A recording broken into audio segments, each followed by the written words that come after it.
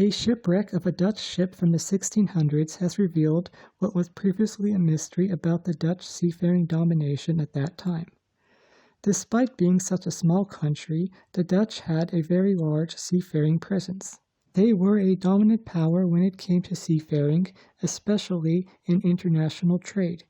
They were more powerful in this area than other big sea powers at that time. The Dutch East India Trading Company, or VOC, as it was also called, was the first multinational trading company. This Dutch ship that was shipwrecked was called the Batavia.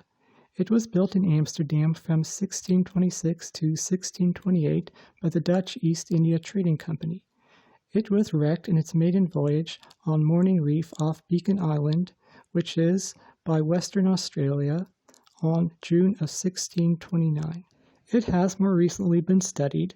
For info on that, I will quote from heritagedaily.com here, quote, "Fortunately, the Batavia ship remains were raised in the 1970s and are on display at the Western Australian Shipwrecks Museum in Fremantle. This allowed archaeologists and dendrochronologists from Flinders University, the University of Amsterdam, and the University of Copenhagen to undertake the sampling and analysis of the hull timbers." End of quote. The study was published in PLOS One. The reason the Dutch were such a big power at sea was largely because of their ships and how they were built. According to an author and the leader of the study, Wendy van Duvenvoorde, hopefully I pronounced that correctly, who is an archaeologist at Flinders University. According to her, the Dutch at that time were able to make a huge number of ships because of the wind-powered sawmills they had.